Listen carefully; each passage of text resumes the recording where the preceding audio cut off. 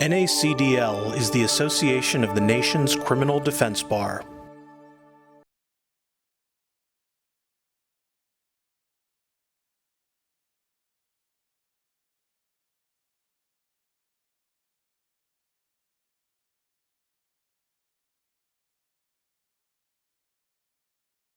Afternoon, everyone, and welcome to day 2 of NACDL's 19th annual State Criminal Justice Network Conference.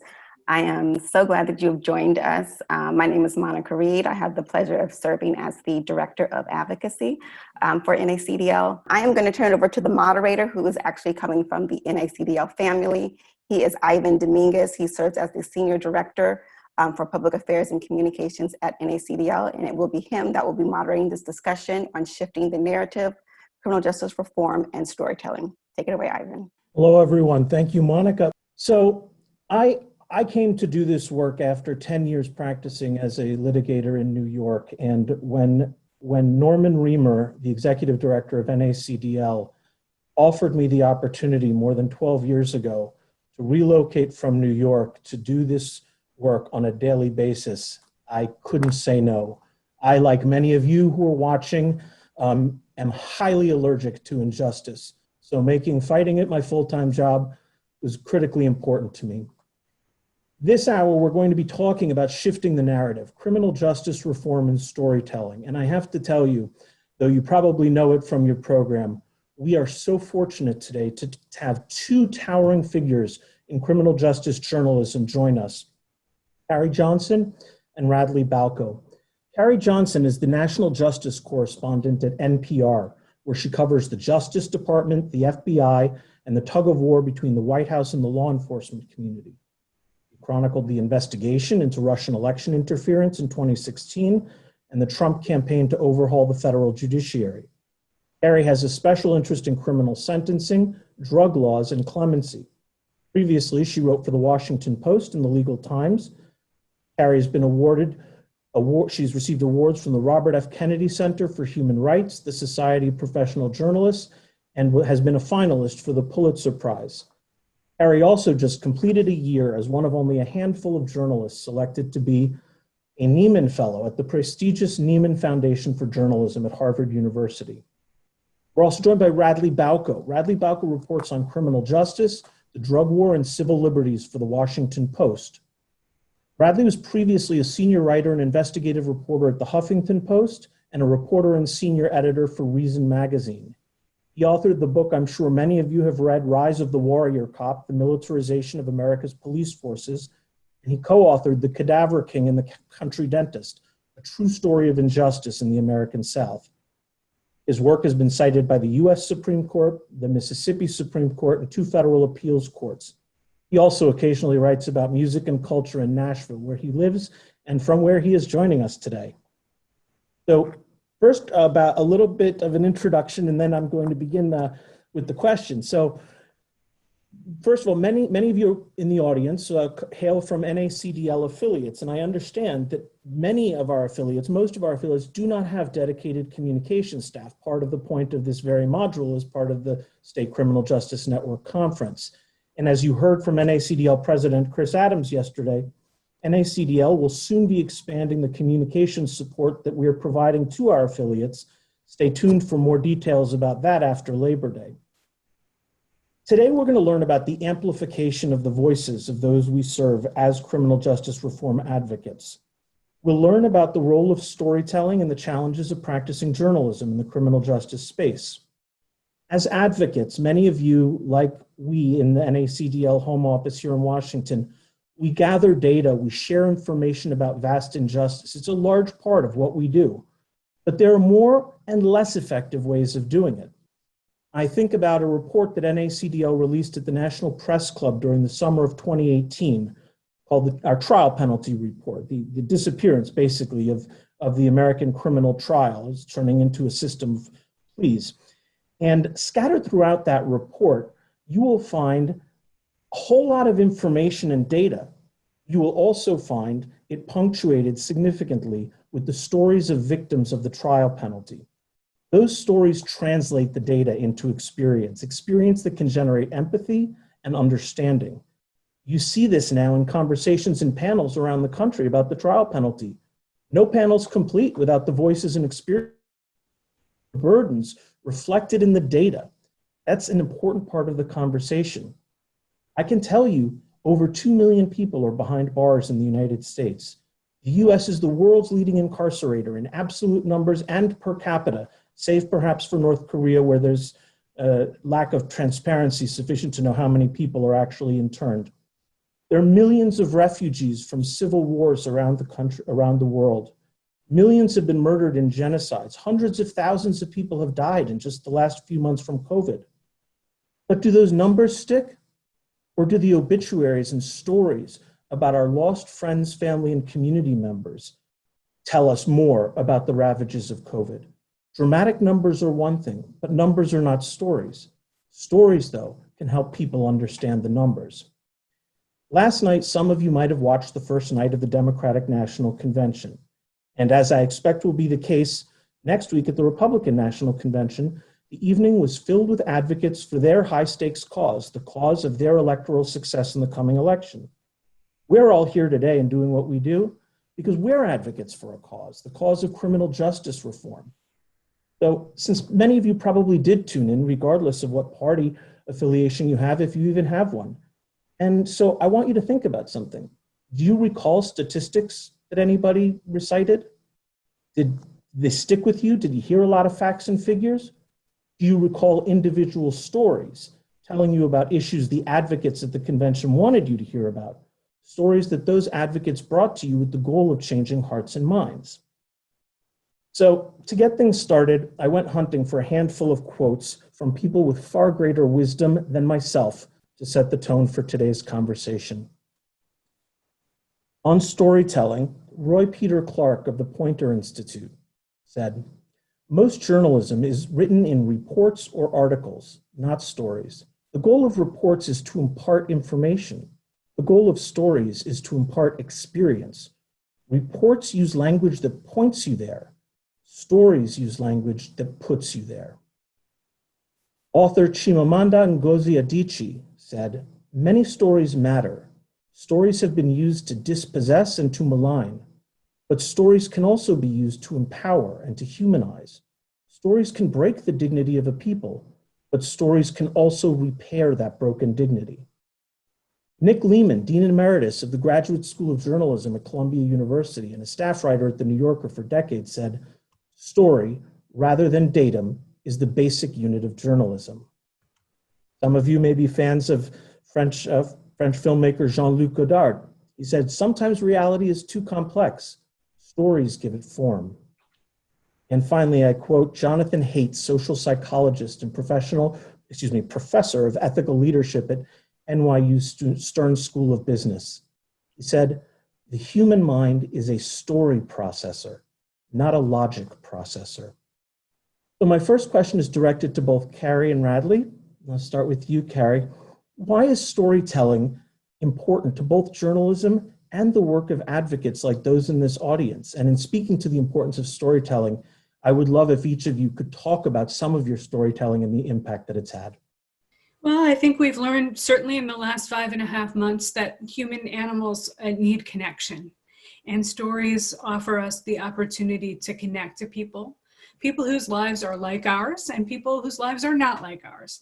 And one thing I learned about 10 years ago when I made the transition from typing for a living to doing radio is that there's something about the sound of the human voice that conveys not just information, not just content, but a whole range of emotion and connection in a way that's very special.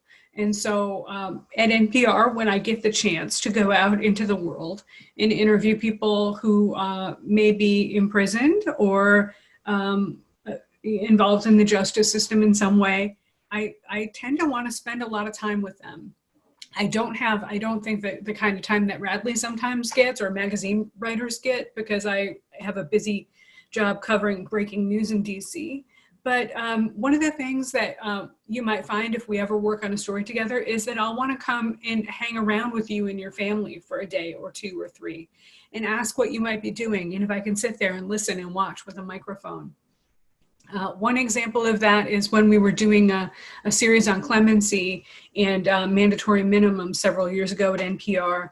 And beyond interviewing somebody who was incarcerated at the time, we went to work with his wife at a check cashing operation. We went to 2 or 3 different family meals with the whole family. We interviewed government officials who worked to put this guy behind bars. And separately, when we did a story about a woman who was out of prison, having received clemency from President Obama, we spent 3 or 4 days in Florida hanging out with she and her family. You know, people can tell you they're okay, but when you observe tensions between a mom who had been behind bars for 35 years and her now grown children, it brings the story home, and it brings the cost of that incarceration home in a way that people may not be able to put into words, but we're able to see and hear it. And so those are things that people connected with, and that's why I think stories matter. Radley? Yeah, I think there is enormous power in making things relatable to people, and telling stories in a way that people kind of understand that that very easily could have been me, or that could have been someone I know. I think the one example I would give is when the Ferguson protests were happening. I went to St. Louis County. I have a friend who was an attorney in the area, and he called me up and said, you know, you need to come out here. And I said, well, you know, everybody and every journalist and his brother and her brother's in Ferguson right now. But he said, no, it's the cities all around Ferguson that you need to go to. And you need to talk to people that live in these cities in St. Louis County. And he was trying to sort of tell me over the phone what the problem was. And he was saying that, you know, these people have, these little towns are fining people left and right for traffic violations and for jaywalking and for violating occupancy capacity and just crazy zoning laws. And, you know, hearing all this over the phone, I was sort of like, well, that doesn't seem all that bad. I mean, these people aren't being wrongfully convicted. They're not being beaten or shot by police. And then I went and I interviewed people, and you actually had to talk to people to understand the just the utter sort of despair that the setup in St. Louis County was having on the people who lived there, and particularly poor people, and particularly you know, people in marginalized communities. And you know, I talked to a woman who was a single mom, had 2 kids, was trying to sort of keep it together, but couldn't, you know, had, I think, 4 arrest warrants out for her because of traffic violations. And she had expired tags because she couldn't afford to renew her registration.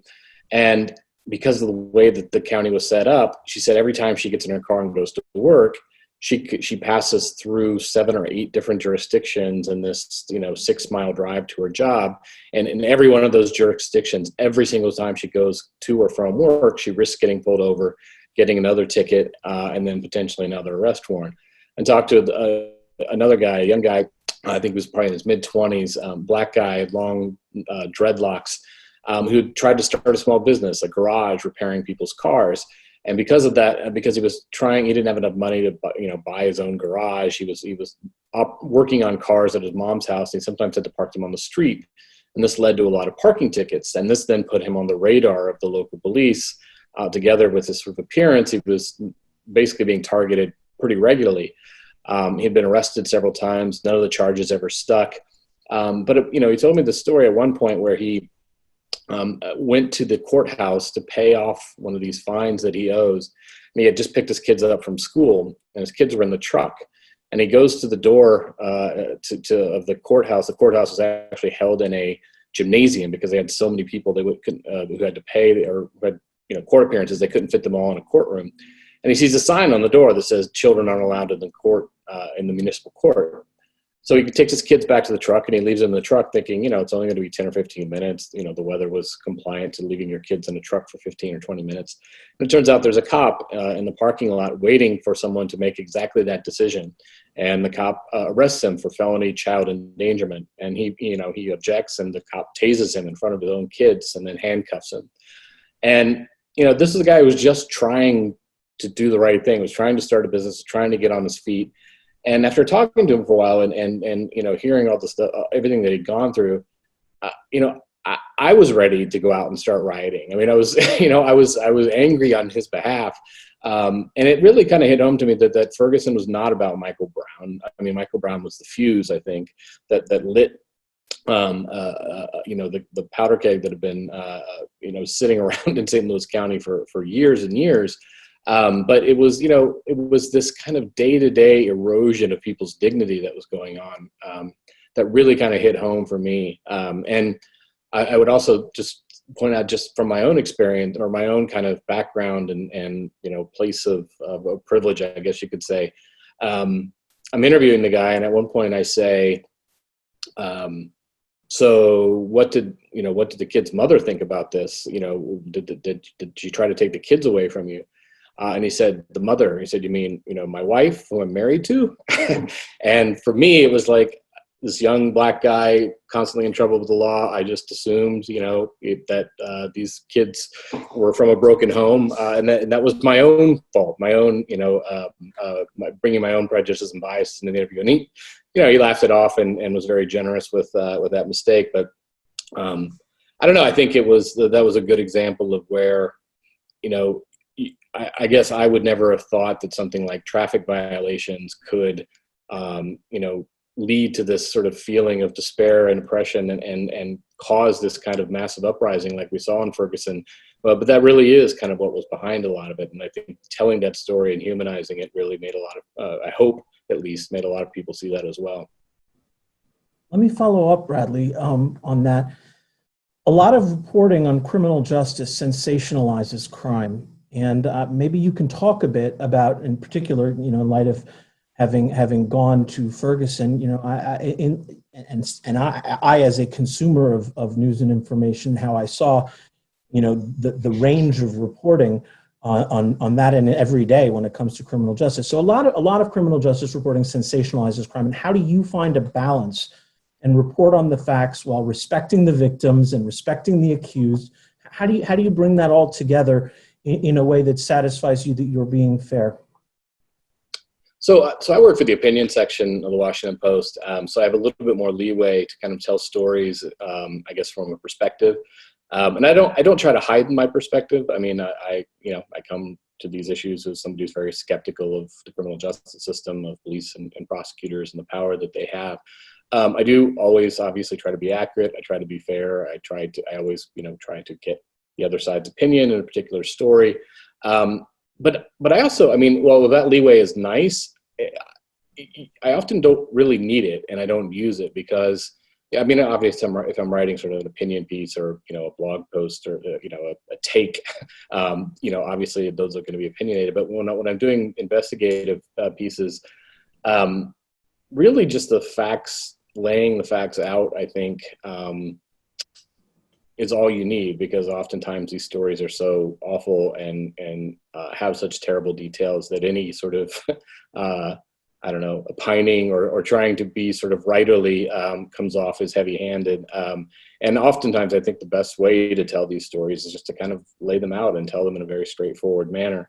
I do think the perspective comes in which stories I choose and which stories I pursue, and oftentimes sort of how you present the issues in question. But I don't know. I think there is always a danger of when you're telling stories, particularly of poor and marginalized people, of kind of poverty porn, of getting too much into the details about how lacking people are. I think there's always a danger of feeling like you're re-traumatizing, people who have gone through a lot and suffered a lot. I often find, it difficult to, I try to reach out to victims in stories. If I'm writing about a wrongful conviction, you try to talk to the families of the people, of the victim of the crime or the victim themselves, if it wasn't a murder. And, that can be difficult sometimes because you're even if you believe that the person who was convicted is innocent, calling the victims or the victims' families risks kind of re-traumatizing them. So you have to be, you try to be careful around that as well. I don't know. I feel like I'm kind of rambling here, maybe not fully answering your question. But it was very helpful. But that was very helpful, and it brings me to a question I want to pose to Carrie. Carrie, a lot of folks, without even canvassing them, just knowing from, going to 12 years of our State Criminal Justice Network conference, where we actually get to interact in vivo with each other. A lot of these folks are coming from places where they have all the energy, all the justice, and very few resources, and generally often without dedicated communications personnel or training. And I'm wondering, a few questions. We'll start with how can criminal justice reform and advocacy groups on the ground be of greatest assistance to journalists? Sure. I think highlighting issues happening in the community, just like Radley's example of when Ferguson was on fire, literally hearing from people on the ground there that a lot of folks were missing the real story. So I think what lawyers, I think there are a lot of lawyers on this call issue spotting. I very much appreciate those issue spotting heads ups via email or Twitter DM or however folks want to reach out, phone calls and the like. The next thing is that when we're talking about storytelling, I think a lot of folks who may not have communications experience would be surprised. And I know, Ivan, I've worked with you on this and others at NACDL in the past.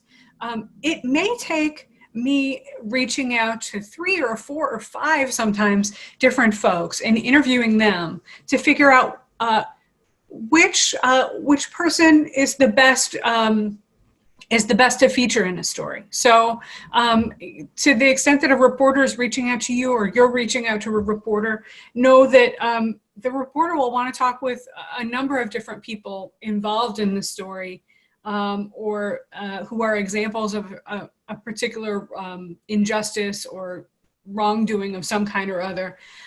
In part, now that I do radio, I need somebody who's kind of a compelling communicator. So folks who don't like to talk are not going to be great.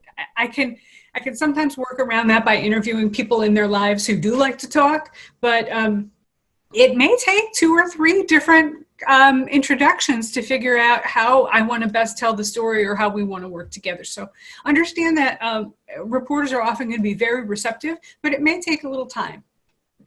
And let me follow up on that, Carrie. So I hear the issue spotting is very valuable. I get questions from affiliates and from folks at other organizations. What makes a pitch magic? What makes a news release about a new report or white paper or putting your stake in the ground on a policy position? Where's the magic that gets the attention of reporters like you? If there's some connection to something going on in the world, Radley has been on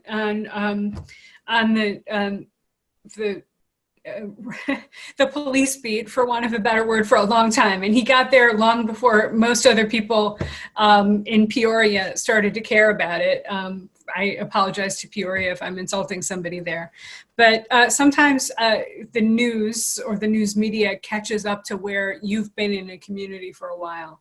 And recognizing that moment can help you get a lot of coverage. One of the crazy things about radio is that numbers are very hard to process when you're listening. So you may have incredible numbers about racial disparities or ethnic disparities in your news release that are going to catch my attention. But when we wind up doing a radio story, it's going to be my voice saying the boring numbers, and it's going to be your voice telling people how you feel about them and what it means. So a couple of ideas about your comms process style. And Radley, what about you? How would you recommend people? What can folks from smaller advocacy groups, more local and state level advocacy groups, do to get your attention and to help you tell their stories and shine the light on the issues they're working on? All right. So I'm trying to think of what pitches. What in a pitch is going to make me call back immediately and say, I want to do this story. And I think there are a couple of things. One is, I think anytime you can alert me to an issue that, hasn't been widely covered, and that if you, even better, this is going to sound like I'm lazy, I guess, but even better if you can point me to a story that illustrates that issue, that puts a face on that issue. And there is kind of a happy medium. I mean, I can think of, getting emails that are just kind of a one line and a link to a press release. And I can think of getting emails that are, a giant wall of copy, and neither of those, I'm sure Carrie has this also, but you sort through a lot of pitches and emails for story ideas every day, and there's only so much time to go through them and follow up on them. And early in my career, I think my job, a big part of my job was hunting down stories, or looking through court records and trying to find them. And now a lot of it is sort of sorting through emails and deciding which stories are worth following up on and which aren't. And so, I think there's this happy medium of an enticing, interesting pitch, a tie to a larger issue. I like one-off stories about one particular case of injustice, but they're harder to sell to my editor in terms of like a feature. I need to be able to say, this is happening everywhere, or this is a major problem that's not being addressed. And then one thing I will say that, and this is kind of just a journalist complaint, I tend to write long kind of feature pieces on these kinds of stories, and it takes a long time. It takes a long time to write it. It takes a long time to report it out. And it also takes sometimes, from my perspective, an ungodly long time to edit it and to get through sort of the editing, fact checking, and legal. And I can tell you, nothing as a journalist like drives you crazier than when you've been working for months on a story, and then the group that you're working with, or the source, or whoever, gets sort of impatient and gives it to another journalist because they think you're, not going to write it. That makes me not want to work with those people anymore. And I completely understand why they get frustrated, and why they may think, well, maybe the story is not coming out. But that's kind of more of a personal complaint. But if you have a journalist who gets it, who understands the issue, and has been working with you for months, I promise you, it's very rare that you're going to spend that long in a story if you're not, very, very certain that it's going to be published at some point. But yeah, I mean, I think, source documents are great. If you can send us things, photos, text messages, emails, all that, or just pointing us in the direction. But let us know in the email that say, here's the issue. I have a person who makes a great story, puts a great face on this. But also, there's lots of actual sort of documentation, source documents out there to find, to back all of this up. That helps as well. And let me ask you one further question. When you are doing that writing and editing and preparing, to release your story, what are you thinking about with respect to the issue of making sure, and the method, how to make sure that you're able to get the attention of the folks you want to be reading it, and how you go about doing that? Well, that's a good question. I mean, I think I have, a kind of sufficient Twitter social media following of not that it's that large, but it's by the people that I want to be reading my work. So I think that helps. The Post obviously has a great PR communications team. They're good at getting this kind of information out. Yeah, I think just generally between those two things, I mean, there are stories that you never kind of know what's going to catch on and go viral and, bring a lot of attention to an issue.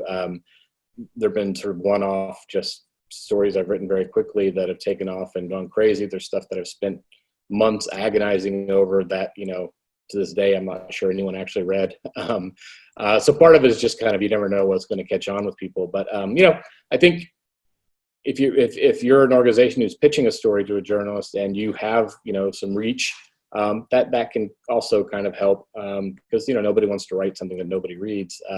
So, letting them know that your organization is very eager to help kind of get the word out once the story goes up, might influence somebody to prioritize that over other stories. Carrie, is it reasonable for people to think when it comes to pitching, when it comes to reaching out to individual journalists, and maybe the question answers itself, and so it might not be a great question, but I still want to ask it. Is it reasonable for people who do communications like myself, or who are advocates and organizations that don't necessarily have a dedicated communications person to target specifically people to do a pitch, to pitch to who have written on the subject. In other words, you wrote about, X and Y, and you're not going to believe, but Z followed from it, and it's happening right here in my town. Absolutely. I think being a little bit educated about the media market is a good thing. And so there are national level criminal justice journalists. There are people who write for magazines. There are people who do documentaries. There are people who do radio and what used to be called newspapers. And so knowing who those voices are, or reaching out to NACDL headquarters, comms office, to figure out who those voices are, is really smart. And that way you will not wind up targeting a guy who cares about, the Senate Intelligence Committee with a story about capital punishment in Chicago or wherever. Knowing a little bit about where to focus your energy to the extent you have limited energy is very smart. Yeah, can I jump in on that, Ivan? Because I think this is really important. I think it's good to know kind of what you're trying to do, what you would like the story to accomplish, or who you would like to read it. So, for example, I think that Carrie and I probably have an advantage in some cases over local journalists when it comes to criminal justice stories, because I think a beat reporter for a daily newspaper or even a local TV station, they rely on police and prosecutors to do their jobs, right? So this is a kind of a problem, I think, in local journalism, particularly when there's only one paper in town. It's harder for them to kind of challenge local authorities because they need them as sources. They need them, they need to get quotes from them on tomorrow's story as opposed to the one you're trying to pitch them. But by the same token, I think that's an advantage as a national journalist. You can sort of parachute in. I don't have to worry about pissing off the DA's office or the police chief or whoever, which may make me sort of more likely to write that story than, say, your local media. But by the same token, I've also found, particularly, I've done a lot of reporting in Mississippi, and it would always kind of drive me crazy because I would write some big investigative piece about forensics situation in Mississippi, and local media nobody local would pay attention to it whatsoever. And then when the local paper wrote about it, then everyone was talking about it. And now, like, politicians were talking about what we need to do about this. So in some cases, I think there is an advantage to going to kind of a national journalist because they may be more likely to write that story. But, if you're a local group and you want local attention on that issue, it's very easy to dismiss some piece in the opinion section of the Washington Post as something we don't have to care about here locally. Whereas if the local paper writes about it, local officials are going to notice. So you got to kind of weigh all of that in when deciding who you want to pitch. And, a couple of answers ago, Radley, you alluded to social media, and that invites me to pivot a little bit to understand or to ask about how social media, in your view, has affected journalism writ large and has affected your journalism. The advent of it, the availability of it. Is that to me? Yes. I think, look, again, it's sort of, I'm an opinion journalist, so I'm allowed to kind of express my opinions on social media, even encouraged. But I also think, I don't know, I think on some level it has, I think it's more honest and kind of transparent when journalists are tweeting and kind of talking about what they think about things. I think there's a lot of, Twitter can be poisonous in a lot of ways also, but I don't know. I do think it kind of humanizes journalists in a lot of ways and makes them more approachable. I've gotten a lot of leads through Twitter and Facebook before. Obviously, if you are supposed to be an objective journalist, it's a little more difficult to kind of have a personality on social media. And I think to the extent that some have, it's led to kind of this debate about how much, how good that is for journalism. I don't know. Again, I think I'm biased because I think there's an advantage in kind of knowing a journalist's biases at the outset and weighing that in when you're actually reading the journalist's work. But I do also think there is room for objectivity in journalism, or value to objectivity and straight news. I don't know. I'm waffling on your question. It's been very beneficial for me because it's been, I've been able to sort of have an opinion and personality, which is, I think built somewhat significant social media following, which then helps me promote my work. But I realize that not all journalists can be so kind of free on social media, and when you can't be sort of show your personality, it may be harder to kind of build up that following, and might not have that kind of built-in audience that comes with it. So, Carrie, I have the question I pose, which is how you feel social media has affected journalism, and then if you could also address the issue that Radley just raised, which is journalists are people. And, not all journalists are opinion writers and have the flexibility that Radley is talking about. And so assuming that one does hold, and doesn't need to be you, but assuming a journalist does hold an opinion on a subject that they're reporting on, how challenging is it to keep those beliefs at bay, if it's challenging at all for the professional journalist? And then also I want to hear your thoughts about the impact of social media on journalism, because a lot of these groups, the people in the audience are working with and working for, they do have social media, and for them it's a very effective tool of amplifying their voice. So. Absolutely. Like Radley, I get a lot of tips, a lot of insight, a lot of analysis from social media, factoring in the idea that a lot of people on Twitter in particular think they are experts on everything at all times. So you actually have to know a little bit about who's really an expert and who's not an expert. But if you're following the right people, you can get a lot of really good information. And it also has broken down this barrier, right? It's disintermediated. People don't really need to know too much about how to reach me now, because they can just tweet at me or send me a direct message if I follow them. And I like the fact that that barrier is broken down. With respect to objectivity, I think a lot of news organizations are moving away from the idea of objectivity and moving toward an idea of fairness, generally.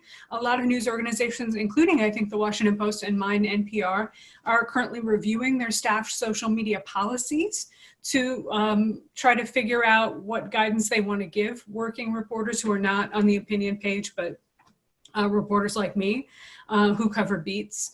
I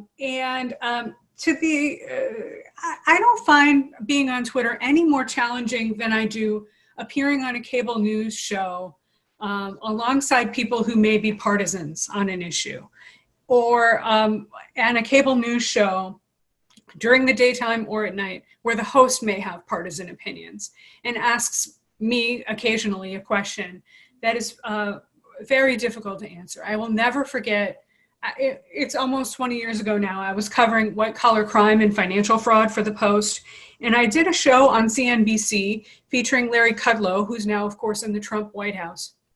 And Larry Kudlow basically asked me how guilty was a defendant I was covering on live TV, and I was much younger then. And I just thought, what are you doing? So now I'm much more careful about which television programs I choose to do and which I don't. And if I'm asked to do television, I always ask who else is going to be on the panel, because you have to be careful if you're somebody who doesn't write for an opinion page about what's going to come at you and how to respond, because it's a challenging environment now, especially on social media. Some folks, I have a thick skin. I think reporters need to have a thick skin. We ask people questions for a living. We ask people impertinent questions for a living. That's what I do.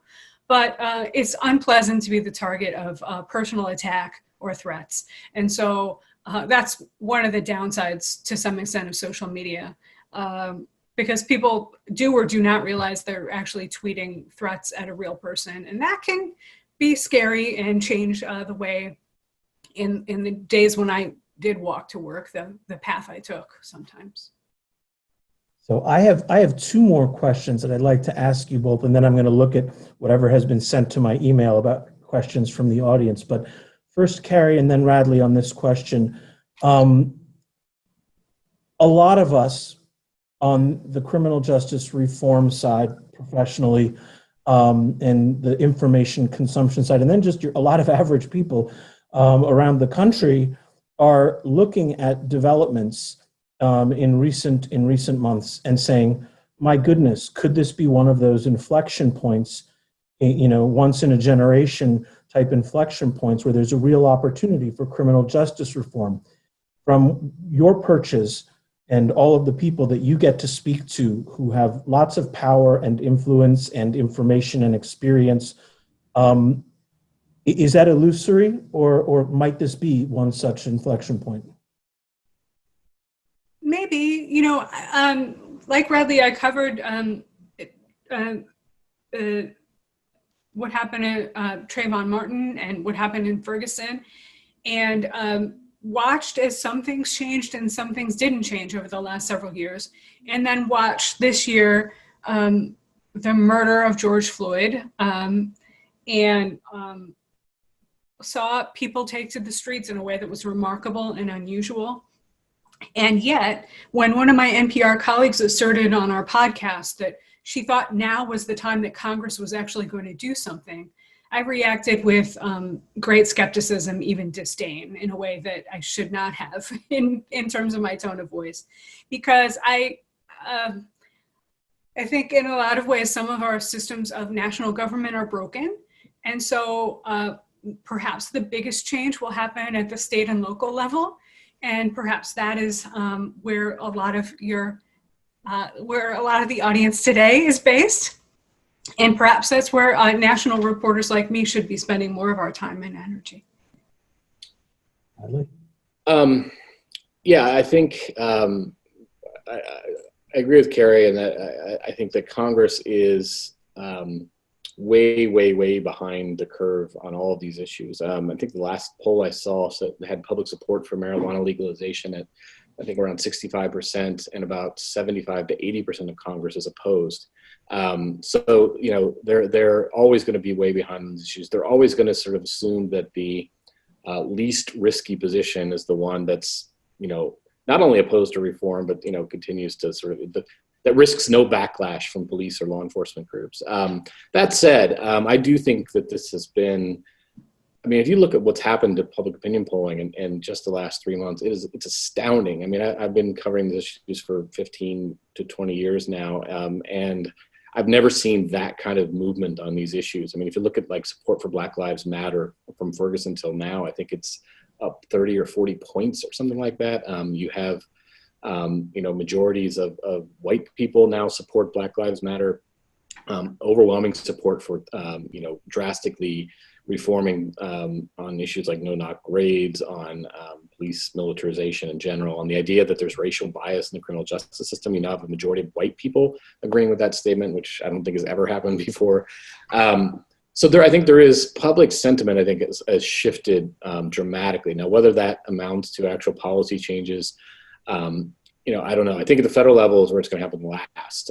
We have already seen some significant policy changes at the state and local level. Lots of cities and states have now banned no-knock raids, for example. It's kind of a pet issue of mine. There are some loopholes and problems with that. I think they could be worded better. But just the fact that has popular support right now enough that, like, South Carolina, for example, has banned no-knock raids. Louisville, where Breonna Taylor, of course, was killed, has. But Indianapolis, where I grew up, startlingly has banned no-knock raids. So I think where we are at the moment, where these kinds of major kind of reforms are possible, I think a lot of it's just going to depend on shifting that calculus. I think one thing we've seen that I had advocated for a while, and it's been great to see, is this idea of holding prosecutors politically accountable for what they do in office. It used to be nobody paid attention to district attorneys' races, so if you're a district attorney, you ran on getting tougher on crime, you ran on how many people you put in prison. If you were the type of person to show mercy or to not prosecute in the interest of justice, that certainly wasn't something you campaigned on or publicized. And the calculus has shifted because people have started targeting DAs, overly aggressive DAs, punitive DAs. And now, if you're a DA, you have to sort of think about, like, I don't want to be one of those DAs that gets targeted, And I think if that starts happening with Congress, if criminal justice reform groups exact a political price the way law enforcement groups can, then I think maybe that's when you'll see Congress start to shift on these issues. I'm going to reserve my personal last question for 2:05. In 7 minutes to go into two of these questions from the audience. And I'll start with you, Carrie. This is a question for both. I am a comms professional in a state agency, and I understand that some of the most impactful stories include personal stories from those directly impacted by the inequities of the criminal justice system. How do you recommend pitching those stories without compromising the individual's future and/or their need for anonymity? Okay, so this is challenging. This is challenging because I want to put you on the air and I want to use your voice. But there are times when we do not use people's full names. And those are times when they are survivors of crime, especially certain kinds of crime, or whistleblowers, or in certain other categories. It's also possible to tell a story, as Radley alluded to earlier, with documentary evidence. So I'm talking about court papers, and I'm talking about contemporaneous memos and notes and text messages and photos and video, especially now, of course, in almost every story we do on justice, there's some kind of video shot by somebody's phone that becomes important, if not essential, to the coverage. So these are negotiations. They can happen. We do grant anonymity. I have done entire stories with people whose full names we have not used on the radio. I think I would argue now, over the last several years, whistleblowers are more important than ever, especially when our governments are broken. We need people who have access to information about wrongdoing and injustice to come forward. And those people deserve protection from firing, prosecution, and other terrible things that might happen. So I think most journalists, including me, fully understand that and would want to accept the information and try to figure out a way to protect the people providing it. Radley, do you have anything to add on that one? No, I think that's right. I've written stories with sources that we don't name. Generally, we try to either corroborate the source with documentation, or if we can get additional sources, named or unnamed, to back it up. But there is a when you're not willing to go on the record, we need to sort of substantiate in other ways. It's more difficult to sort of just go with someone's accusation, an anonymous person's accusation. But yeah, it's important. I think it's critically important, particularly if you're exposing, wrong. I mean, police whistleblowers are among the most. I'm actually working on a piece, just a long list of police whistleblowers who have been retaliated against, and usually they get a punishment worse than the people that they're exposing, which I guess is often the case. But yeah, it's if you have a story worth telling, we'll find a way to protect you. And this one for you, Radley, and I think the first part of the question you may have touched upon when explaining the certain freedoms and latitude that a national reporter has over local. But the question is, any advice on how to get around your local editor who refuses to cover a story about law enforcement corruption because of a conflict of interest? And then the second part of the question is about what your thoughts are on how newspapers. There are fewer and fewer independent newspapers. Indeed, there are fewer and fewer newspapers, but fewer and fewer independent newspapers, as many are being, acquired by larger corporations. Yeah. So somebody who I never worked for a local paper, so it's hard for me to give you sort of advice on that, and I don't want to get anyone fired or in some kind of trouble. I will say one thing you can do is take the story to a national reporter and help them break the story. And obviously, if you're worried about retaliation from your editor, you probably don't want credit on it, but sometimes you can kind of embarrass. I've written a few pieces where the local newspapers were, it was kind of happening right under their noses, and it got them to start covering these issues more closely. You can basically, I'm saying you should give your story to me, is what I'm saying. But no, I do think if you think it's important that it gets out and you can't convince your editor to run it, I think, turning to another journalist could help. I think the loss of newspapers, obviously, as a journalist, I find it troubling. I don't think that, I think the big stories are still going to be told. But I can tell you, having written 2 books that required me to kind of delve into the archives of local newspapers, I think the thing that we're really going to sort of be missing out and that's going to hit really hard is just kind of the more banal stories, the day-to-day things, the city council meeting reports, in our second book, we looked a lot into like reports about the local county coroner's office. And that's not, I think there are national publications, there are groups like ProPublica, nonprofits. I think the like big, sexy sort of corruption exposing stories are still going to happen. And I think, in fact, there's probably more outlets for that on a national level than there ever have been. But it's really those kind of day-to-day stories, school board reports, that they're just not going to exist anymore. And from a historical perspective, from an archival perspective, from a perspective of people trying to look back and see what was happening in cities in those areas at this time, that's not going to be there anymore. And I think it's a huge loss. If I could interject, your local public radio station may be interested in those kinds of stories that your local newspaper would not want to write. I remember this when I was working at the Post still, Washington Post still. The local FBI office here was engaged in a cheating scandal, which I reported a day or 2 before the head of the office was retiring and going to get an award from the city council. And I remember calling the FBI and them saying, well, he's going to get an award tomorrow from the city council. And I was like, yeah, that's the point.